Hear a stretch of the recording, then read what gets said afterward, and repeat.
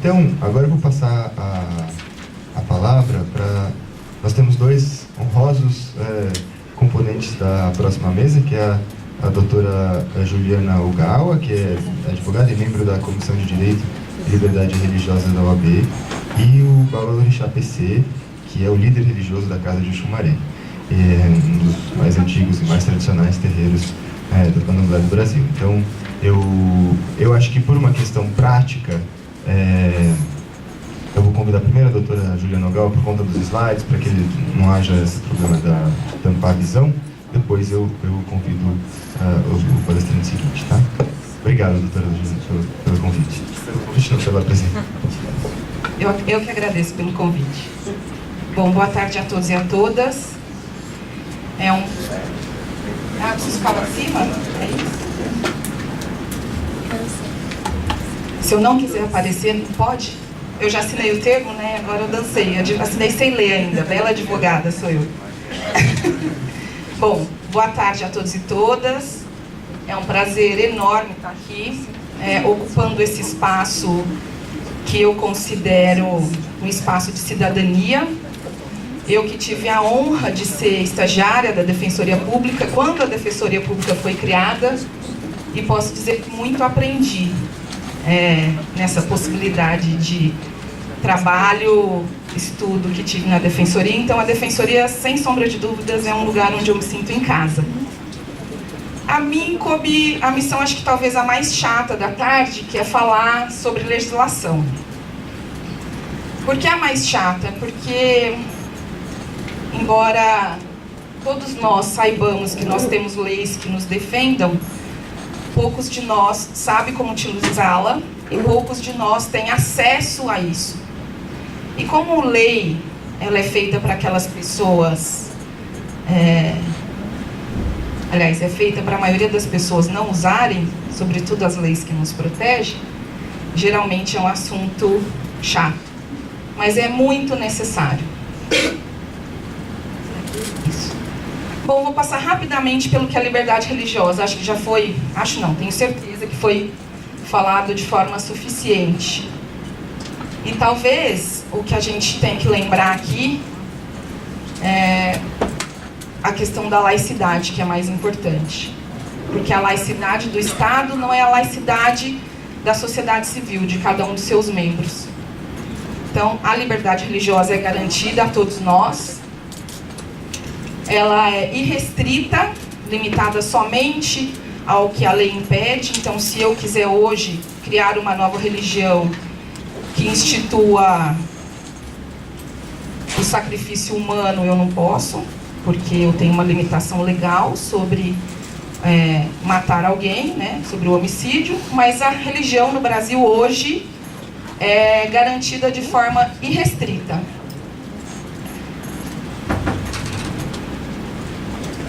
Então, a laicidade é um atributo do Estado e é essa, talvez, a grande dificuldade que a gente tem hoje de concretização dessa laicidade. A sociedade civil, eu, você, cada um de nós, temos o direito de manifestar ou não nossas crenças, de forma ampla. O que eu quero dizer com forma ampla? No Brasil, na Constituição Imperial, que é a primeira vez que a questão religiosa vem, se trata da primeira Constituição que nós temos no Brasil, já permitia a liberdade religiosa, no sentido restrito. Então eu podia crer no que eu quisesse, mas eu não tinha o direito de culto. O culto era só doméstico, né? Então eu podia me reunir na minha casa, fazer a leitura do meu texto, ou fazer a minha prática litúrgica dentro da minha casa, só o culto doméstico. Eu acho interessante porque muitos dos nossos templos ainda guardam essa característica, né? São culto doméstico. Então, a gente tem o direito de manifestar as nossas crenças e nós não estamos submetidos a crenças estranhas à nossa escolha, ao que a nossa liberdade de crença nos permite. A nossa liberdade de consciência nos permite. Então, o Estado não tem direito de impor a religião a nenhum de nós, né? E aí isso é uma leitura, precisa ser uma leitura bastante extensiva, porque não é só a prática religiosa, mas são os conceitos religiosos. O Estado não pode se pautar por conceitos religiosos para organizar políticas públicas a política pública deve ser estruturada sob a plataforma da igualdade. Então, temos direito de atuar de forma autônoma nas nossas crenças religiosas. Então, laicidade, obviamente, tem relação com a democracia, com os direitos humanos, com a cidadania, com o pluralismo e com a secularização. E aí eu acho que vale a pena a gente falar um pouco. Secularização faz a distinção entre o que é vida terrena e o que é vida religiosa. Então, a secularização exige o distanciamento entre o poder público e a vida religiosa, né? Estado teocrático. E aí a gente talvez, acho que eu vou tirar aqui, não sei se dá para ver para vocês. Estado teocrático é aquele estado que o poder político e o poder religioso se fundem. E o estado confessional são aqueles que há um vínculo entre o poder público e a religião. É interessante a gente pensar nisso. O Brasil já foi um estado teocrático, né? Existiu uma religião oficial no Brasil. 1891, primeira Constituição nossa, republicana, passa a não fazer mais parte uma religião oficial, né? A nossa Constituição de 91 faz isso. Mas é interessante a gente pensar que o Estado confessional ele também pode garantir liberdade religiosa. Por exemplo, a Inglaterra é um Estado confessional, existe uma religião oficial na Inglaterra, mas existe liberdade religiosa na Inglaterra. Eu já falei. E aqui a gente entra na Constituição de 1891. Eu estou correndo um pouco por causa do tempo, né? Que eu sei que está acelerado, que eu não quero deixar de prestigiar a Babá PC na sua fala, que veio de tão longe. Então, a Constituição de 1891 é um marco para a legislação brasileira. Por quê? Porque acho que talvez a única Constituição, acho não, com certeza é a única Constituição que não traz no seu preâmbulo a invocação do sagrado, né? Rui Barbosa foi um grande partícipe e agente dessa Constituição e, espelhado na Constituição americana, procurou trazer princípios de liberdade e de igualdade, então não fez constar no preâmbulo da Constituição de 1891 a deidade ou qualquer ato que ligasse o Estado à religião. Então, na Constituição de 1891, a gente também vê a separação do Estado da Igreja, a liberdade de culto. E aí, por que liberdade de culto? Lá atrás eu tinha liberdade de crença, mas eu não tinha liberdade de culto. Eu não podia ter um templo da minha religião, eu não podia ter um espaço da minha religião, eu não podia ter uma reunião pública da minha religião. Só em 1891 isso passa a ser permitido. Eu estou falando de 1891. Então, algumas pessoas pensam que liberdade religiosa é um tema contemporâneo. Isso já era um problema em 1891. Secularização dos cemitérios, do casamento, do registro de nascimento e de morte. Por que que esse dado é muito importante que a Constituição de 91 trouxe?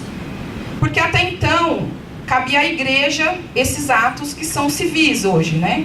Eles passaram a ser civis aqui nessa data. E é interessante pensar, não sei se tem alguém aqui que é da Faculdade de Direito Largo de São Francisco. Será que tem? Tem? Então, quem é da Faculdade de Direito Largo de São Francisco sabe que lá está enterrado o professor Júlio Franco.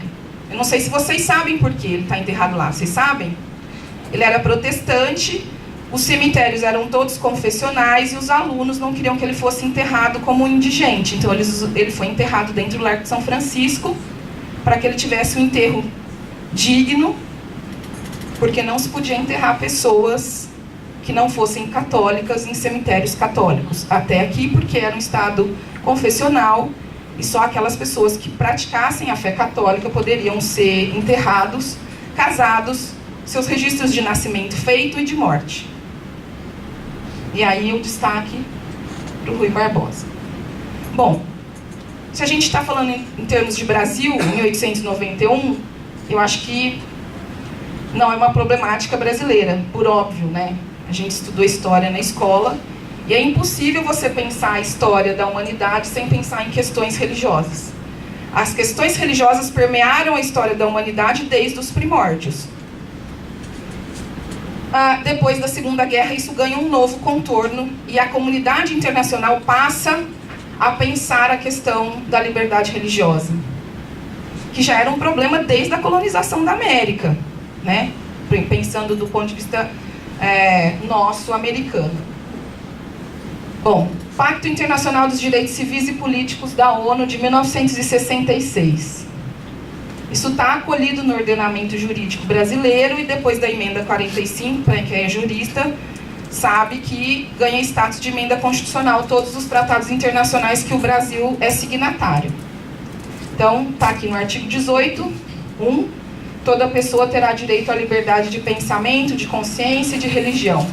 Esse direito implicará... Eu estou lendo porque eu não sei se vocês enxergam, tá? Só para vocês terem acompanhado. A liberdade de ter ou adotar religião, ter ou adotar uma religião ou uma crença de sua escolha e a liberdade de professar sua religião ou crença, individual ou coletivamente, tanto pública quanto privadamente, por meio do culto, da celebração dos ritos e da prática e do ensino. Então, o que ele está garantindo aqui? Liberdade religiosa no sentido amplo. Eu posso crer no que eu quiser, não crer em nada, e eu posso ter templo, praticar a minha fé abertamente, publicamente. Isso passou por ordenamento jurídico nosso, Pátrio, em 92. Outra convenção que a gente é signatário, que o Brasil assinou junto, aceitou participar e se submeter a isso. Também foi recebido o nosso ordenamento jurídico aqui em 92. Artigo 12 da liberdade de consciência e de religião. Toda pessoa tem o direito à liberdade de consciência e de religião. Esse direito implica a liberdade de conservar sua religião ou suas crenças, ou mudar de religião ou de crença, bem como a liberdade de professar e divulgar sua religião ou suas crenças, individual ou coletivamente, tanto em público como em privado.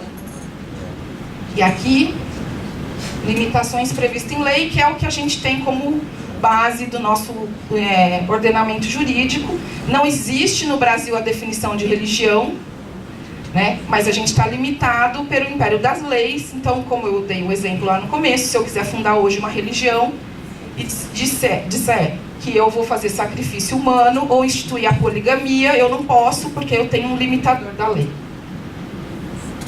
E aí, aqui o Brasil assina também a declaração sobre a eliminação de todas as formas de intolerância e discriminação fundadas na religião ou nas convicções.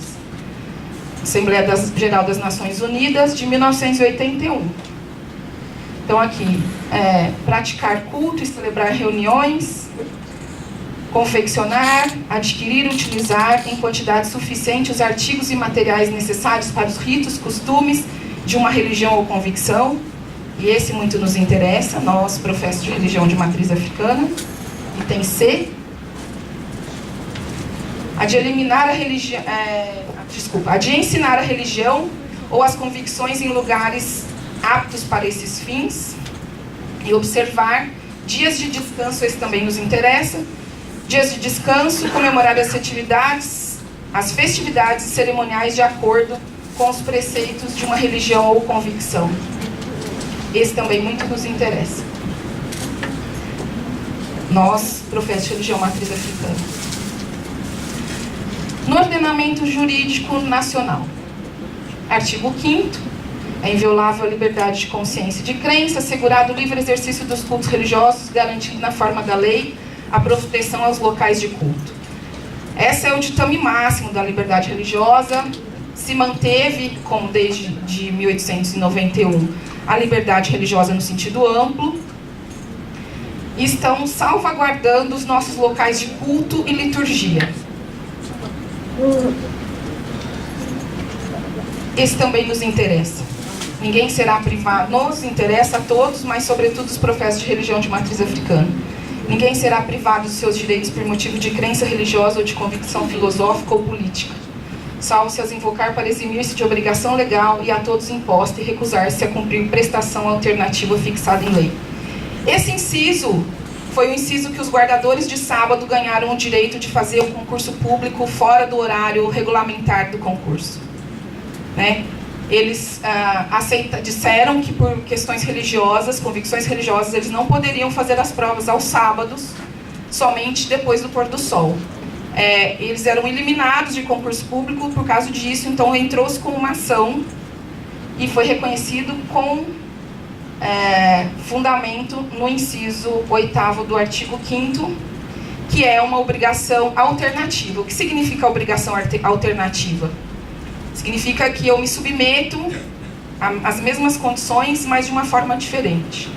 Então, eu sou guardador de sábado, eu me disponho a fazer a prova do concurso público no domingo, por exemplo. Ou eu espero o pôr do sol, que é o que acontece via de regra. A maioria dos concursos hoje são de domingo. Mas nos que têm prova no sábado, os guardadores de sábado se recolhem no mesmo horário que as outras pessoas, se mantêm recolhidos no local de prova e iniciam a prova somente após o pôr do sol. Então está resguardado a eles o direito de culto, né? A liberdade religiosa. Isso é muito profundo. Isso é muito profundo. Porque a nós, professos de religião de matriz africana, e sobretudo aqueles que são de candomblé, ou do culto orixá em geral, para a nossa questão de recolhimento, né? Às vezes a gente é possível aguardar a obrigação, e a gente geralmente, as pessoas se recolhem nas suas férias do trabalho, férias escolares, mas às vezes a gente sabe que tem situações em que isso não é possível esperar. Então a gente precisa ter ciência de que temos um dispositivo que podemos invocar também. Podemos invocar, e eu estou falando de fundamento jurídico. Se a gente vai ser atendido é uma outra coisa, que cabe à Defensoria Pública nos defender muito bem nesses momentos.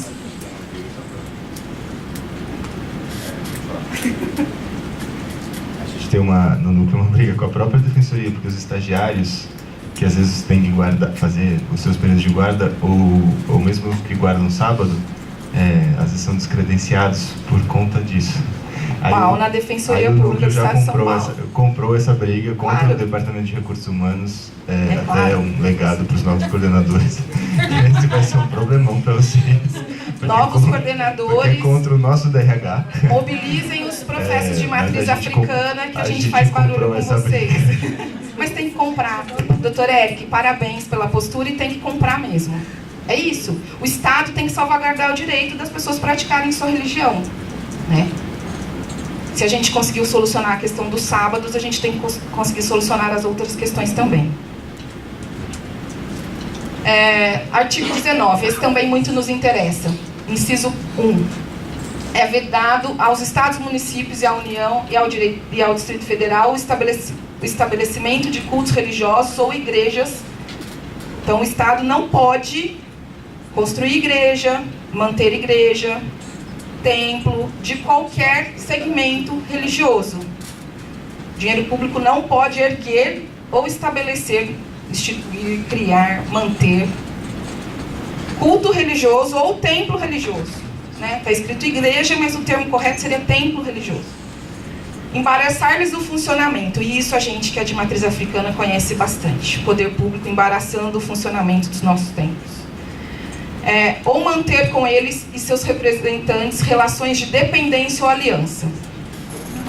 Ressalvada na forma da lei a colaboração de interesse público. E aí está ressalvado, por exemplo, programas sociais. Muitos templos de diversos segmentos religiosos têm programa social. Então está ressalvado na colaboração de interesse público. 150. O artigo 150 é um artigo muito, muito debatido por nós da matriz africana.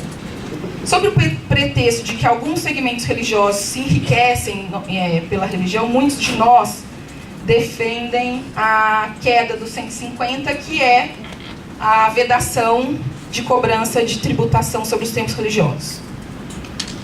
Eu não sei qual é a opinião do meu colega que virá a seguir, Dr. Caio, mas a minha pessoal é que é um tiro no nosso próprio pé.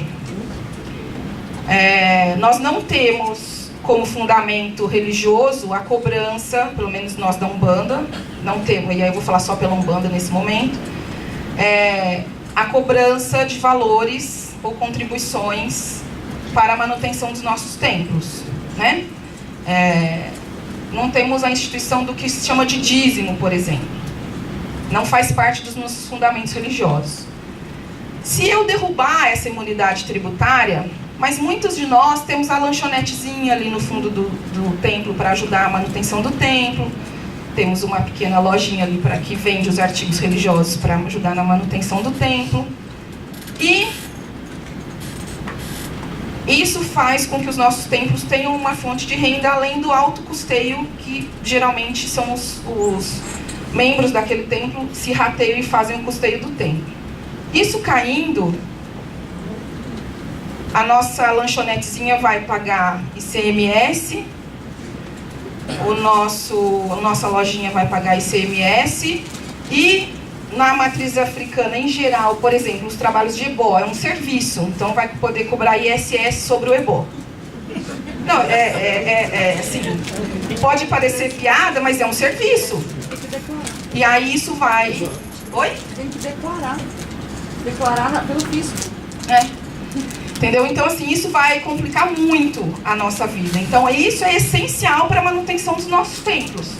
Artigo 150. Quando eu vejo profetas de matriz africana colocando lá no Facebook, post, fim da imunidade tributária dos templos. Por favor, vamos pensar no que nós estamos falando. Isso é um tiro no nosso próprio pé. Artigo 210, já deixei as professoras que falaram antes de mim, não vou entrar nisso, que é a questão do ensino religioso. Continua aí, não vou entrar. Casamento religioso para efeitos civis. Artigo 226. Dr. Edio foi citado aqui em algum momento. O Dr. Edio tem a primeira decisão, salvo engano, no Tribunal do Rio Grande do Sul, do reconhecimento civil de um casamento praticado pelo um babalorixá. Abriu um precedente, né? Porque era entendido que esse casamento não tinha efeito civil. Tá falando? Tá. Não tinha efeito civil. Hoje a gente sabe que isso está regulamentado, todos os cartórios já fazem, eu acredito que não existe uma dificuldade hoje, desde que o templo esteja regularizado, formalmente aberto, o sacerdote reconhecido como tal, é só ir ao cartório de registro civil, fazer a homologação, toda a tramitação normal do casamento, e a documentação é elaborada pelo cartório, levada ao templo, o sacerdote ou a sacerdotisa realiza o ato matrimonial, colhe as assinaturas dos nubentes, volta para o cartório, é registrado e tem efeitos civis, como o casamento na Igreja Católica ou em qualquer outro templo de qualquer segmento religioso. E aí, depois de tanto falar, eu entro no tema específico da minha palestra. Que advogado fala até quando não sabe o que dizer, não é mesmo? Bom, no ordenamento jurídico nacional, o que coube a mim, e eu divido a tarefa com o Babá PC e o Dr. Caio? Dizer se é suficiente ou insuficiente a proteção legislativa, né? Se a gente tem um sistema legislativo de proteção suficiente das religiões de matriz africana. Então eu vou começar a dizer das leis que punem criminalmente os atos de intolerância contra as religiões e as religiões de matriz africana. Lei 7.716 de 89, a Lei CAO, artigo 20. Praticar, induzir ou incitar a discriminação, preconceito de raça, cor, etnia, religião ou procedência nacional. Isso é a luta resultado da luta do movimento negro. Então a gente pode invocar aqui. Também da mesma lei, que a Lei CAO depois foi alterada pela Lei 9.459 de 97, foi acrescido o parágrafo 3º no artigo 140, que é a injúria, que é talvez a intolerância religiosa mais praticada, que é ofender a dignidade da pessoa, né, o decoro, são os xingamentos. E aí foi inserido o parágrafo 3º, se a injúria consiste na utilização de elementos referentes à raça, cor, etnia, religião ou origem. Também resultado da luta do movimento negro. Artigo 208. Esse já era do Código Penal, né? Do Código Penal nosso é da década de 40. escarnecer alguém publicamente, por motivo de crença ou função religiosa, impedir ou perturbar cerimônia ou prática de culto religioso, vilipendiar publicamente ato ou objeto de culto religioso. Acho que nenhum profeta de matriz africana nunca ouviu falar da ocorrência 208. Tenho certeza disso. Templo invadido, nunca. Destruição de objeto de culto, nunca. Vilipêndio, nunca.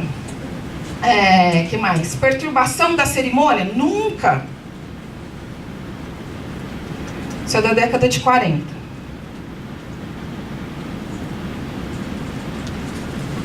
Aí a gente tem a proteção ampla, que não é só penal, mas é a imposição ao poder público de proteção. Estatuto de Igualdade Racial, no seu artigo 26. O poder público adotará as medidas necessárias para o combate à intolerância com as religiões de matriz africanas e a discriminação de seus seguidores, especialmente nessas situações. A religião de matriz africana é a única que tem legislação específica de proteção. Não tem outro segmento religioso que tenha legislação específica de proteção. Posso passar? Posso? Eu vi que a senhora estava anotando. E aí, recentemente, eu estive num simpósio internacional sobre migração em Guarulhos, realizado pelo subsecretário Anderson, que está aqui, agradeço sua presença, subsecretário. Fui fazer uma busca neste sentido. Nós temos uma legislação de imigração bastante recente, que é tida como um modelo, né, uma legislação bastante ampla, de acolhimento, de recepção, de democrática, de promoção de igualdade, de promoção de direitos, de democracia para os migrantes. E aí fui procurar, né, instigada pelo simpósio, se havia na lei de imigração alguma coisa que falasse sobre liberdade religiosa. Não existe sobre liberdade religiosa, mas como liberdade religiosa é um direito humano, como liberdade religiosa ela só é garantida em razão do impedimento de qualquer forma de discriminação. Então a lei está dizendo que a gente repudia. Obrigada. Devia ter tirado logo, né? Mas tá bom. Eu devia ter tirado. Obrigada. Então, repúdio e prevenção à xenofobia, ao racismo e a qualquer forma de discriminação. E ao migrante, é garantida no território nacional condições de igualdade com os nacionais, a inviolabilidade do direito à vida, à liberdade e à liberdade religiosa, obviamente, é um desdobramento da liberdade como um todo. Está acabando. O direito de reunião para fins pacíficos também é a prática de culto, pode ser encaixado aí, e o direito de associação também. Então, aos nossos migrantes também é garantido a liberdade religiosa. Bom, aí o que eu sempre escuto nas palestras: doutora, mas se é crime, por que a gente sofre intolerância religiosa? Quisera que a lei fosse mágica, né, doutor Eric? Que a lei fosse editada, sancionada, e a partir daquele momento, num passe de mágica, as desigualdades acabassem, as intolerâncias acabassem, a discriminação acabasse, mas isso não é verdade. A lei é um instrumento, e como instrumento tem que ser utilizado. Então eu aponto razões, que não sou eu, na verdade, existe toda uma intelectualidade que pensou antes de mim, e eu concordo com eles, que a vulnerabilidade das religiões de matriz africana está intimamente ligada com a questão do racismo estrutural e do racismo institucional. Por quê? Porque já foi falado isso a tarde inteira, não vou chover no molhado. Tem a questão da demonização, da desqualificação, tem a questão do desinteresse de proteger tudo aquilo que é associado à cultura negra. E isso faz parte da nossa estrutura social e, obviamente, da nossa estrutura institucional. Por que é importante a medida que vocês adotaram frente ao RH da Defensoria? Porque isso precisa acabar. É um racismo institucional. É óbvio que sim. Quando eu entro com uma ação, e aí eu atuei como advogada nesse caso, eu entro numa ação uma queixa-crime, levo à delegacia, faço a instrução com cópia de que um colega meu, advogado, escreveu no processo que a mãe não deixava o pai visitar a filha, porque o pai era dado a essas práticas de uma seita que pode ser, eu estou abrindo parênteses, aspas, tá? De uma seita que pode ser descrita como do baixo espiritismo. E ele chega para buscar e ver a filha fedendo a banhos de erva. Aí o ilustre representante do Ministério Público fala: arquive-se, porque não foi nada. O advogado escolheu mal as palavras. E o juiz acolheu e arquivou. O advogado escolheu mal as palavras? O advogado é o único que não pode escolher mal as palavras, né? E aí a gente tem uma outra questão, que é a seletividade do sistema penal. Ou, o que quer dizer isso? Como o Estado escolhe quem ele quer punir. O Estado escolhe quem ele quer, o que ele quer punir e quem ele quer punir, né? Por que a gente tem um caso que a professora falou aqui, Carol falou aqui, vou te chamar de Carol, porque eu já me senti íntima, falou aqui no palco. Por que os jovens negros morrem? Porque existe uma seletividade no sistema. É óbvio. Por que eu sou professa de religião de matriz africana, não escondo disso de ninguém, tenho na minha mesa de trabalho, até há 20 dias atrás, no Palácio do Governo do Estado de São Paulo, Palácio dos Bandeirantes, o meu cachimbo do meu preto velho em cima da mesa, e eu sou vista como exótica e não sou discriminada. Eu sou exótica, eu sou uma japa esquisita, porque eu resolvi ser de religião de preto. É por isso que eu não sou discriminada, porque eu não sou negra. Então é óbvio que a gente tem uma seletividade. Eu escolho quem eu vou discriminar. Eu escolho quem eu vou punir. E eu escolho o que eu vou punir, que é o pior, né? Então, Carnelucci tem uma frase que eu acho perfeita: o direito é como a chuva que molha a todos, exceto aqueles que têm guarda-chuva, né? Matriz africana não tem guarda-chuva. Seletividade do sistema penal brasileiro. Artigo 284. Exercer o curandeirismo. Está vigente no nosso Código Penal. 1. Vamos lá ver se vocês identificam isso. Prescrevendo, ministrando ou aplicando habitualmente qualquer substância. Chá. Sabe, o nego vai falar: tá com dor de barriga, filho? Toma chá de hortelã. Prende a mãe santo. Curandeirismo. Usando gestos, palavras ou qualquer outro meio. Pena, detenção de 6 meses a 2 anos. O Estado escolhe o que ele quer punir, porque isso é prática religiosa para nós. No mesmo diploma legal, está dizendo que isso é crime, mas se eu entrar no templo do outro, eu vou preso. Só que a minha religião não é religião para o Estado. É isso que foi dito aqui. Seletividade do sistema judiciário. Essa para mim é emblemática. Rio de Janeiro. Acho que você se lembra disso. Ministério Público Federal contra o Google, internet, para retirada de vídeos que eram ofensivos às religiões de matriz africana. Aí o juiz, até esqueci de pôr o nome dele aqui, acho que eu fiquei com dó.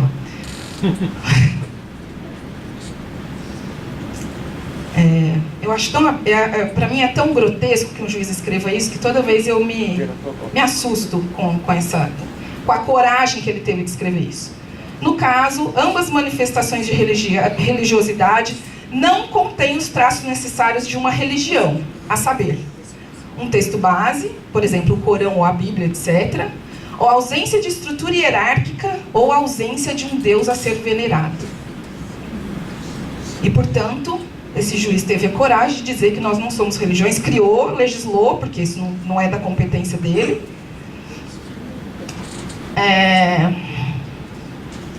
No pantanoso campo do que venha a ser religião, apenas ao exame da tutela não se apresenta malferimento um sistema de fé. Quer dizer, pode fazer o que vocês quiserem, achincalhar as religiões de matriz africana, porque nem um sistema de fé. As manifestações religiosas afro-brasileiras não se constituem religiões. Muito menos os vídeos contidos no Google refletem um sistema de crença. São de mau gosto, mas são manifestações de livre expressão de opinião. Seletividade do direito penal, seletividade do sistema judiciário. Defensoria Pública tem um papel primordial. E eu vim cutucar vocês com atrevimento dentro da sua casa. Por que a Defensoria tem um papel? A gente tem feito uma construção de um empoderamento dos religiosos de matriz africana. Porque eu sempre falo, a gente precisa sair da senzala, né? A gente precisa sair da obscuridade. A gente precisa ir buscar os direitos. Porque, como eu disse há poucos minutos, estourando o tempo que eu já sei que eu estourei, não dá. A lei não é mágica. A lei não vai transformar a sociedade simplesmente porque ela foi editada. A gente precisa reclamar. Não fui eu só que disse. As minhas parceiras aqui antes já disseram isso. A gente precisa exigir o cumprimento de direito. Ninguém vai nos dar de graça. E aí, para terminar, as pessoas que tentam tornar esse mundo pior não tiram dias de folga. Como eu vou tirar? Bob Marley. Dr. Eric, eu agradeço a oportunidade e deixo uma provocação para o senhor. A Defensoria, especificamente o seu núcleo, tem um papel muito importante para nós, religiosos de matriz africana. Nós precisamos de amparo e de apoio. Mas nós não é no papel de vítima, é no papel de agente de direito. Nós temos direitos, nós somos cidadãos, como todos os outros, e temos o direito de assistência judiciária adequada. E eu tenho certeza que a Defensoria Pública do Estado de São Paulo está apta a isso. Então eu deixo aqui o meu apelo, em nome da comunidade de matriz africana, que os senhores nos recebam e nos amparem. Tá? Meu muito obrigado pela paciência de todos vocês. Boa tarde.